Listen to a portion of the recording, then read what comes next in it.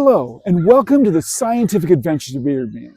Get ready to dive headfirst into another thrilling scientific escapade. Today, we're tackling a mesmerizing phenomenon that's fundamental to our understanding of waves, called two-point source interference.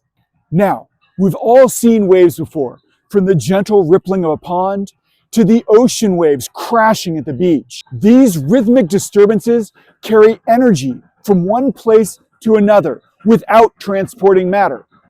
But before we delve into the complexities of two sources, let's take a moment to understand how a single source creates waves.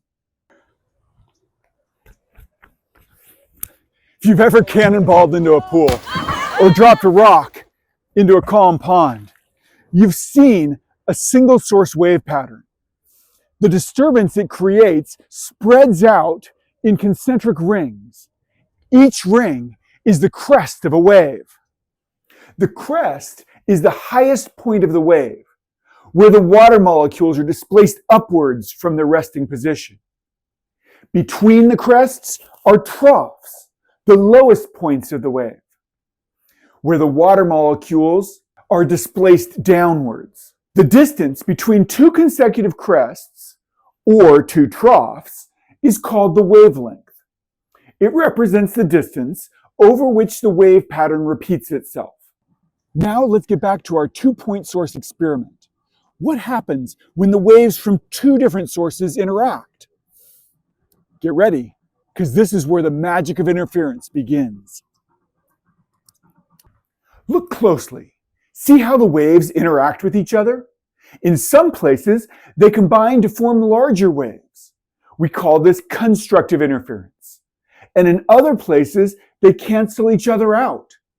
That's destructive interference. At each point where we see constructive interference, that is the crests combining with crests and troughs combining with troughs, we get maximum displacement of the water, which we call an antinode. However, at each point where we see destructive interference, that is crests combining with troughs to cancel out each other's effect, we get minimum displacement of the water, which we call a node. This intricate pattern of crests and troughs, antinodes and nodes, is what we call an interference pattern. It's like a secret code written in the language of waves. The key to understanding this pattern lies in the concept of path difference. When the waves from both sources travel the same distance to reach a point, they arrive in sync, creating an antinode. But when the distances differ by half a wavelength, they cancel each other out, creating a node. Then, if the distance differs by a full wavelength, we are back to crests meeting up with crests and troughs with troughs, forming antinodes again. This pattern repeats. Every time the path difference is a whole number of wavelengths, there is an antinode. But if the path difference includes an extra half wavelength, then there is a node. These nodes and antinodes form lines. The line where the wavelengths were exactly equal is called the central antinodal line. The lines on either side of the central antinodal line will be nodes, where the path difference is half a wavelength. They are called the first nodal lines.